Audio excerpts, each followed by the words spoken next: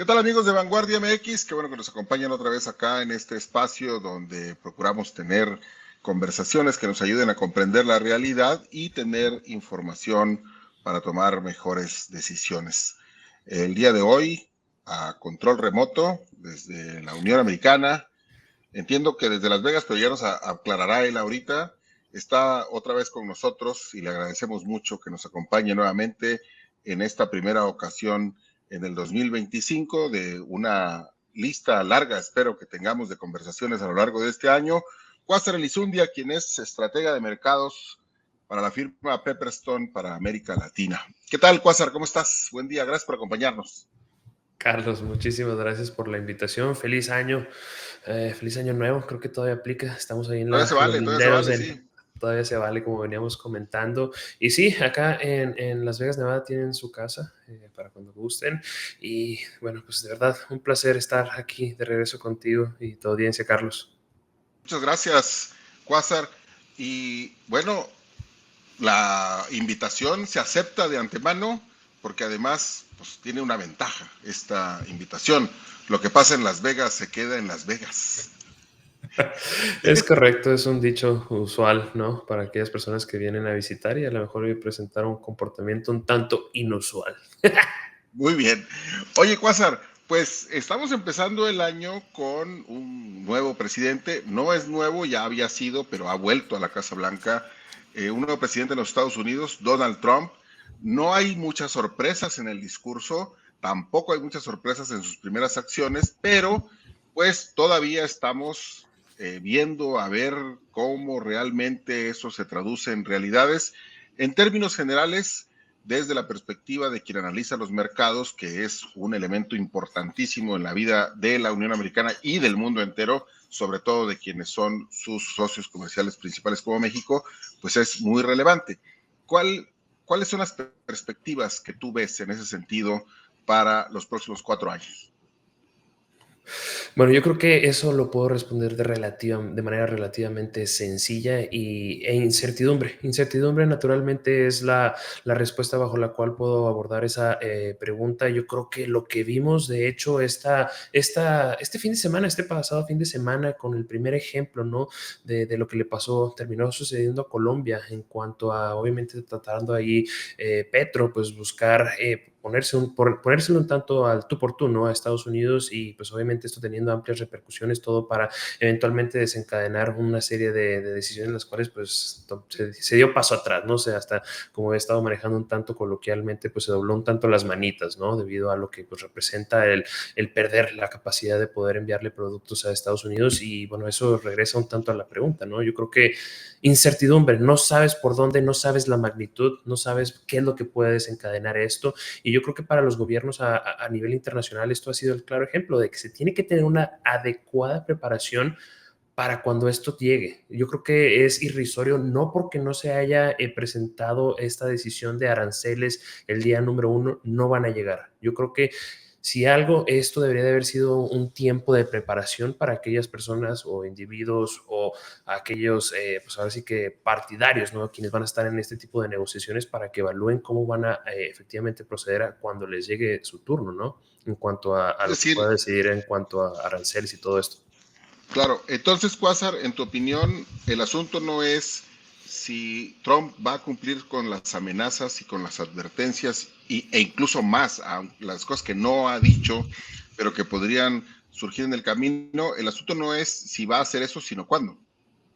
Sí, efectivamente, yo creo que, bueno, también hay que tomar en consideración que lo que nos ha demostrado es que ya viene con más experiencia. Creo que ha mostrado una mayor mesura, hasta en cierto punto un tanto más de planificación y no ser tan atrabancado hasta en cierto punto al cómo procede, pero la realidad es, va a tratar de rebalancear la posición comercial de Estados Unidos, va a buscar toda esta cuestión de deportaciones y obviamente también pues la parte, ¿no? Del tráfico de drogas. Yo creo que está muy clarificado esta postura y pues esa es una realidad bajo la cual pues se va a estar manejando. No es algo de no va o sí va a suceder, es cuándo y a qué magnitud.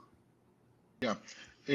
Mencionaste el ejemplo de Petro el pasado fin de semana que pues tuvo ahí un rifirrafe con Trump, pero pues que duró unas cuantas horas. Al final, para usar el lenguaje del neoyorquino, pues terminó doblándose con mucha rapidez.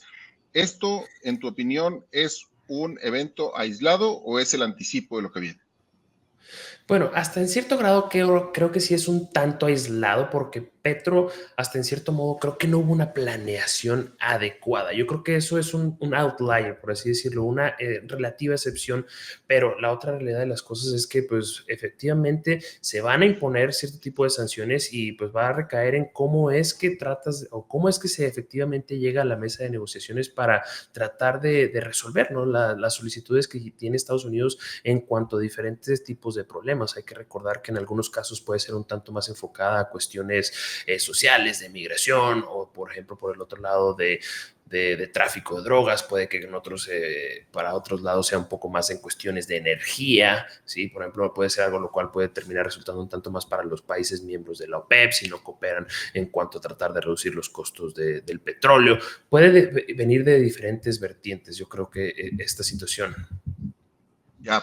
Oye, eh, sin embargo, digamos, en la parte de la economía, ahorita todavía no estamos viendo repercusiones y una cosa que llama mucho la atención es que, pues, esencialmente ha pasado ya un poco más de una semana, casi un par de semanas, de que tomó protesta y no vemos, por ejemplo, que el nerviosismo que suele acompañar a los mercados en una realidad de incertidumbre, como tú la calificabas desde el principio, esté afectando, por ejemplo, la paridad del peso dólar. ¿Eso por qué no está ocurriendo? Digo, qué bueno que no pasa, pero ¿cómo lo Mm. entendemos? Yo creo que para esto tenemos que remontarnos un tanto a la inauguración y el que no se haya efectivamente desde el día número uno. Eso dio un tanto de alivio que pudiera ser un tanto más cauteloso, más planificado y eso pues es un tanto a lo que se ha estado aferrando el peso hasta en cierto modo y no solamente el peso, sino también las otras divisas frente al dólar estadounidense. No hace mucho esta semana circuló toda esta cuestión de parte del secretario del Tesoro Bessent en cuanto a un arancel generalizado de 2.5 para que este obviamente vaya incrementándose de manera mensual y esto naturalmente fue algo lo cual le dio apoyo al dólar estadounidense y a su vez poniendo presión, ¿no?, en las otras divisas. Yo creo que ahorita de momento pues está será es que efectivamente se implementan estas tarifas arancelarias, estas órdenes, por así decirlo, de manera punitiva en el aspecto comercial. Yo creo que obviamente la gran prueba de todo esto pues viene este fin de semana, donde como bien recordamos pues ya estaríamos llegando al mes de febrero y en este pues cambio de hoja en el calendario pues se viene en teoría esta fecha, la cual pues se dispone para que se impongan las tarifas arancelarias en contra de México y de Canadá y también en China, aunque a una menor magnitud para los vecinos, hasta en cierto modo directamente de Estados Unidos, pues estamos hablando de un 25%. Sin embargo, no ha habido una claridad de qué se tiene que resolver, qué se tiene que hacer, cómo está el proceso para evitarlas. Entonces, como que hasta en cierto modo pienso, este es mi sentir, que los mercados todavía están un tanto pareciera como que no van a llegar, pero puede que venga la sorpresa, ¿no? Entonces, naturalmente, para regresar un tanto a tu pregunta de por qué no se ha reflejado, no se ha visto esto reflejado, un tanto de la mano de que no llegaron en el día número uno, eso dio un tanto de tranquilidad y pudiera ser que están los mercados un tanto conformes o un tanto a gusto, ¿no? De que todavía no han llegado, pero creo que eso sería, pues es una mala manera de posicionarse de cara a lo que muy probablemente se viene. Ya. Eh, y entonces, en tu opinión, Quasar, digamos, cuando ya quede claro que los aranceles van y la magnitud en la que van, allí podríamos empezar a ver quizá un poco más de volatilidad en la paridad cambiaria.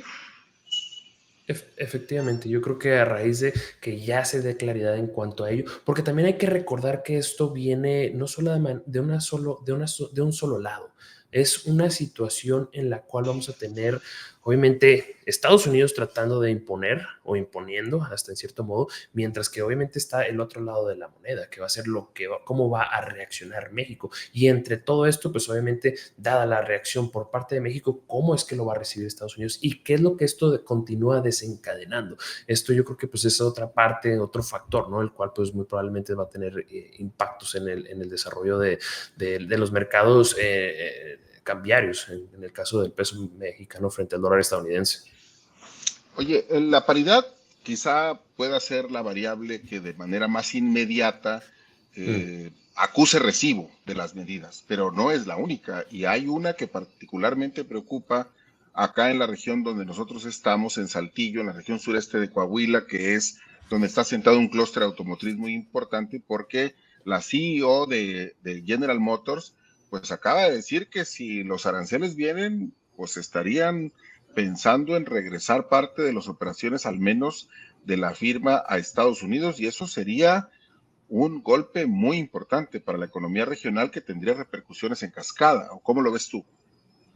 Sí, naturalmente, obviamente, la parte del peso mexicano es la vertiente más inmediata, es el mejor proxy, por así decirlo, el cual lo utilizan los analistas, ahora sí que operadores, los inversionistas, para tratar de descontar estos riesgos, ¿vale? Sin embargo, obviamente, esto eventualmente pues va a tener las implicaciones realmente en la economía, ¿sí? Naturalmente, pues obviamente la cuestión de inversión, la parte de desarrollo industrial, el qué tanto más compañías van a ver a México como un país destino viable para obviamente crecer sus operaciones o reubicarlas en toda esta narrativa, ¿no? Que hemos estado escuchando recientemente del nearshoring, friendshoring. Yo creo que eso es algo que eventualmente pues va a ser el impacto final.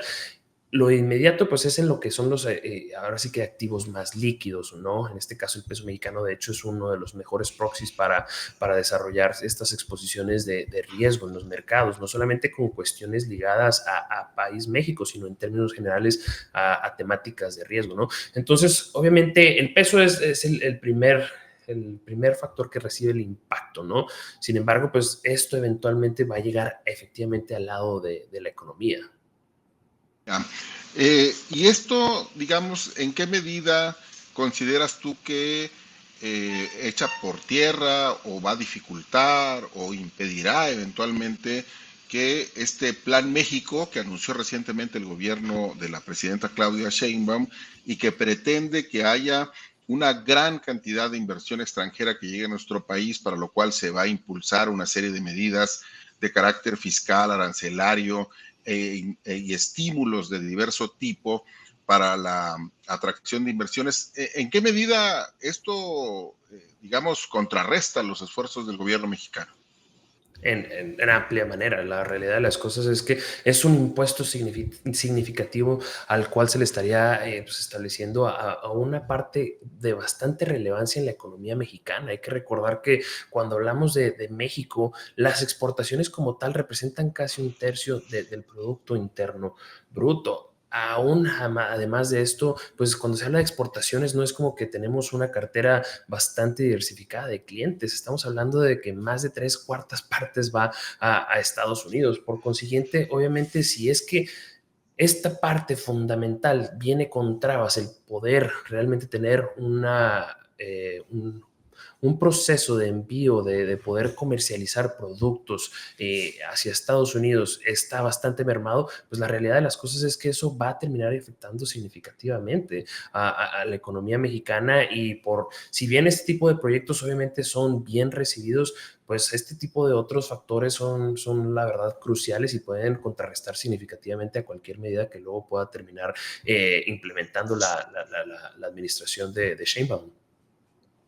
Oye, Quasar, pero luego cuando ya juntamos todas estas cosas, las posiciones de Trump, las decisiones que quiere tomar, la, Mm. digamos, la caracterización que se puede hacer de su retórica o de su política, que implica pues un poco de convertirse en un gobierno aislacionista, Mm. o que utiliza en exceso la potencia del imperio, entre comillas, para imponer sus condiciones al resto del mundo, pues ya no nos hace mucho sentido este asunto de la economía global y el mercado interconectado y la interdependencia entre las diversas naciones. Es, ¿Nos creímos un cuento que no era cierto o de verdad luego las cosas que se han hecho en las últimas décadas van a hacer que Trump no pueda llevar a cabo todas sus intenciones y las pueda concretar como las ha planteado? Bueno, ese término, de hecho, no hace mucho estaba, obviamente, en mis estudios del CFA. Hegemonía es esta capacidad de un país debido a su amplio poder como país en perspectivas económicas, pues ejercer presión, ¿no?, en contra de otros países. Y obviamente, pues cuando hablamos de las últimas décadas, pues esa narrativa, ¿no?, esa temática de globalización fue lo que impulsó en gran parte el crecimiento económico, hasta en cierto punto también toda esta cuestión de inflación inexistente en muchos países era el derivado, ¿no?, de esta temática de globalización. Obviamente yo creo que lo que está sucediendo en Estados Unidos es que están cayendo en conciencia que no pueden depender en amplia, ahora sí que manera, de muchas importaciones que lleguen, y están siendo, pues le están dando una mayor relevancia a que la manufactura se presente en Estados Unidos. Yo creo que mucho tiene que ver con la capacidad de, obviamente, de toda esta cuestión tecnológica de que se produzca en Estados Unidos, porque desafortunadamente yo creo que si esto eventualmente luego no tienes tú la capacidad de producirlo tú mismo como nación, pues esto luego te deja a merced de quienes lo están produciendo, y la verdad es que desafortunadamente pues ahí Estados Unidos ha quedado un tanto pues de atrás, ¿no?, atrasado en esta parte de la manufactura, pudiéramos decirlo, y creo que esto que estamos viendo es esa incentivación, ¿no?, por parte de Estados Unidos de que se lleve a cabo en Estados Unidos. De hecho, no sé si recuerdan lo que comentó no hace mucho en el Foro Económico Mundial, en el cual estaba invitando a que hagan sus productos en Estados Unidos, a que la manufactura se lleve a cabo en Estados Unidos. Esto obviamente también tratando de incentivarlos con pues tarifas arancelarias, no tarifas arancelarias, tasas impositivas, una disculpa, con impuestos más bajos. Y yo creo que esa es gran parte de estos esfuerzos que estamos viendo por parte de Estados Unidos. En algún punto fue una manera bajo la cual obviamente Estados Unidos podía continuar, pues obviamente enfocándose en la cuestión de servicios, una economía más de servicios, pero creo que ya están cayendo en conciencia que ellos tienen que ser autosuficientes en la cuestión de creación de productos, y creo que todas estas maniobras pues se están alineando hacia ello. Ahora, yo creo que también es importante, Carlos, recalcar, soy de la idea de que eventualmente Estados Unidos en algún punto va a caer a conciencia de que no puede traer toda manufactura hacia Estados Unidos, y que va a también necesitar de ese tipo de aliados los cuales estén un poco más alineados con la visión que es de Estados Unidos. Entonces ahí yo creo que obviamente en todo este proceso, en este año, en estos 2 años, de cara más bien hacia la renegociación del TEMEC, pues ahí van a estar todos estos vaivenes, todo este tipo de movidas, de movimientos, los cuales van a poner incertidumbre, pero eventualmente creo que Estados Unidos va a ser consciente de que pues, es mejor que tenga una buena relación con México a depender, y que esto pues hasta en cierto punto le ayude un poco en esta parte de producción y de manufactura, a que esto luego se termine quedando en China. Oye, Yo creo Quasar, que por ahí va. pero a ver, porque es muy interesante lo que nos acabas de decir y a lo mejor esto requiere otra charla y que le dediquemos un programa completo a este tema, pero sintetizando mucho, el modelo de economía global, por lo menos en Occidente, que hoy vemos, en el cual ese modelo, en efecto, Estados Unidos dejó de ser un país manufacturero, pero se convirtió en un país que hace servicios y que, digamos, a través de eso ejerce lo que algunos dan en llamar el colonialismo cultural, ¿sí? Es un modelo que ellos impulsaron, que ellos decidieron, que generaron las reglas además para que el resto del planeta, o por lo menos el mundo occidental, aceptara ese modelo. ¿Se equivocaron o están echándose para atrás? ¿Hay variables que están viendo ahora que no vieron hace 40, 50 Mm. años? Yo creo que no se equivocaron. Hubo un periodo de paz y de cierta, ahora sí que armonía en el entorno global. La realidad de las cosas es que hoy en día China ya es un participante global con un suficiente peso, y uno el cual está haciendo maniobras las cuales están tratando de poner en riesgo el orden mundial. Por consiguiente, Estados Unidos está cayendo en conciencia que tiene un rival, y por consiguiente un rival el cual pues obviamente no es como hace 20 años que pues estaba todo relativamente tranquilo y si bien había rivales de aquí y allá, pues no eran tan significativos, no eran potencias a este tamaño. Por consiguiente, creo que lo que está sucediendo hoy en día, están cayendo en conciencia y se están preparando para obviamente cuando lleguen a algún punto que se rompan hasta en cierto punto todavía más las relaciones a nivel global, que Estados Unidos sea capaz, porque hay que recordar que al final del día, ¿qué va a terminar sucediendo si eres importador de algún tipo de producto? No sé, llámesele en alguna tecnología, de un celular o algún semiconductor, que es la clave para el futuro, o algún drone o algún robot, que todo esto está siendo manufacturado fuera de Estados Unidos y que va a ser clave para quien domine en la siguiente era económica y muy probablemente de armamentista. Si vas a depender de que ellos te lo vendan, ¿cómo vas a realmente tú tener la capacidad de ejercer tu poder? Yo creo que por ahí Ya. va gran parte de esto.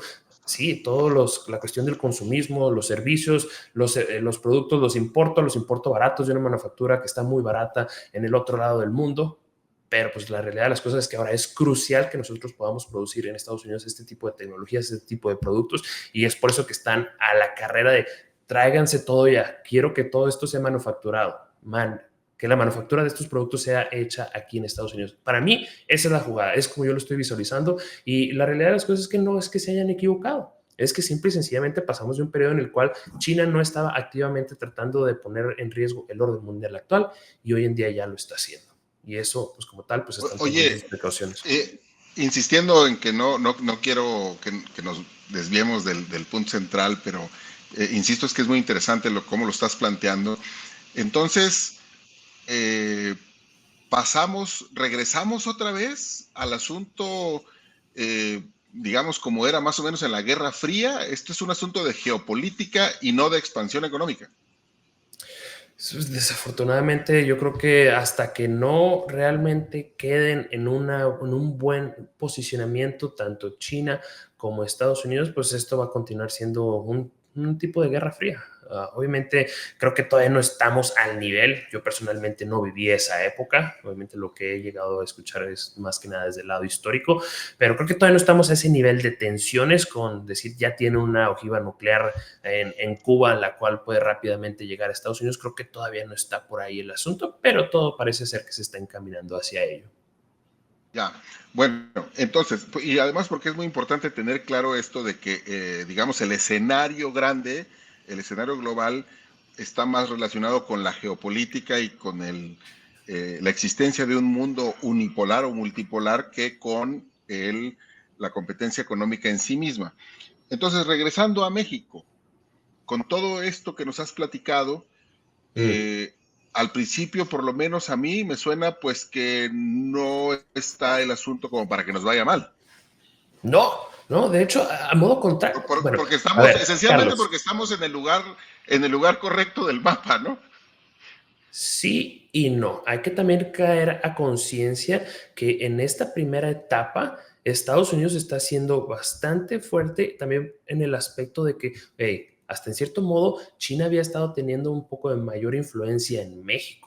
Toda esta parte, esta situación de que estábamos siendo la plataforma, estábamos siendo el puente para obviamente de esa manera alternativa que pudieran llegar las exportaciones desde China a Estados Unidos. Obviamente creo que ahorita está Estados Unidos en todo este proceso de vamos a lijar, disculpen ahí si no estoy utilizando el término adecuado, este tipo de indiferencias, pero creo yo que una vez que se logren allanar estas complicaciones, México, si lo hace bien, está en una posición en la cual puede tomar amplio beneficio, porque naturalmente piénsalo de esta manera, quieras o no, va a ser prácticamente imposible que Estados Unidos produzca todos los productos que importa, pero a su vez muy probablemente no va a poder depender en gran medida de China. Por consiguiente, creo que ahí pudiera entrar ampliamente México para abastecer y poder suplir este tipo de necesidades que puedan dejarse. Muy probablemente Estados Unidos se va a querer traer lo que sea un poco más de robots, de semiconductores, de tecnologías más avanzadas, pero va a haber otro tipo de manufacturas las cuales todavía se va a requerir que se lleven a cabo. Y en ese tipo de dinámica, dado que puede ser una mano de obra más barata en México, pues entra toda esta cuestión de ventaja comparativa y ahí puedes obviamente importar cierto tipo de productos. Respondiendo a tu pregunta, creo que en este proceso va a ser un poco complicado en lo que allanan, en lo que se alinean un tanto, en lo que, hey, por favor, esta cuestión de la inmigración, el flujo de drogas a través de tu frontera. Una vez que se resuelva esa parte, creo que está el alto potencial para que México tome beneficio. Y es naturalmente un tanto el cómo yo de momento me posiciono en cuestión de lo que le puede suceder al peso mexicano. Personalmente creo que para este año y de cara al que sigue, pudiéramos estar hablando de los 22 pesos por dólar. Pero a partir de ahí creo que pudiera venirse una recuperación del peso mexicano.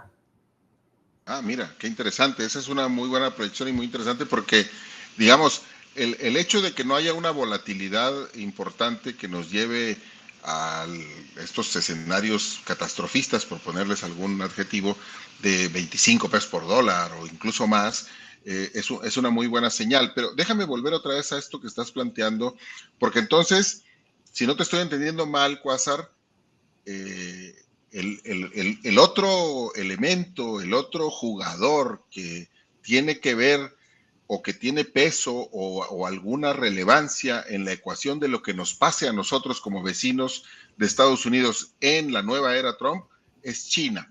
Y el asunto es cómo nosotros queremos llevarnos con China y eso va a definir nuestra relación con Estados Unidos o por lo menos con la administración Trump.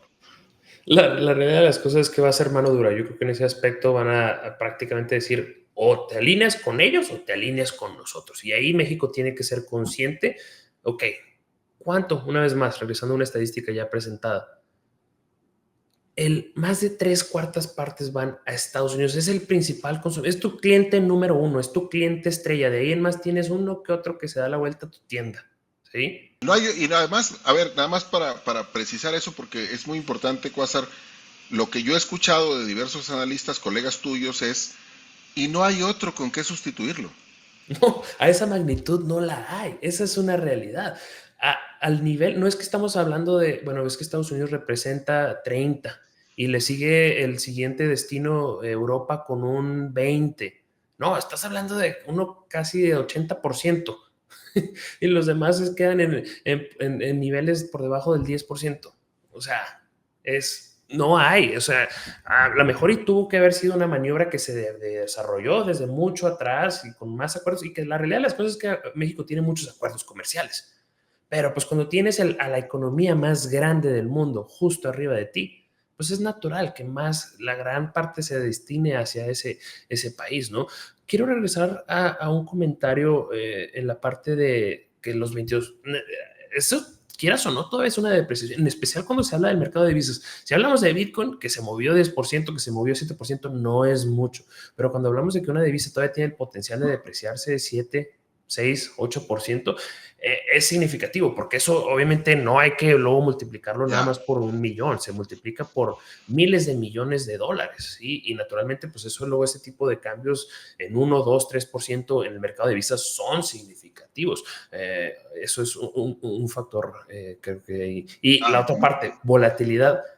Va a ver, creo que, Carlos, de aquí a lo que viene, en lo que dice Trump que te voy a hacer y te voy a hacer muy feo, y en lo que, bueno, vamos a sentarnos a negociar y luego en lo que realmente termine sucediendo, eso lo va a resentir bastante el peso mexicano. ya. Y en relación con el efecto cascada que puede tener esto, regresando al ejemplo de General Motors, Quasar, Mm. ¿cuál es tu previsión en ese sentido? ¿Sí puede ocurrir esto de que se retraigan las empresas estadounidenses, regresen a Estados Unidos? Porque el efecto que podría tener en regiones, insisto, como la nuestra, podría ser incluso catastrófico.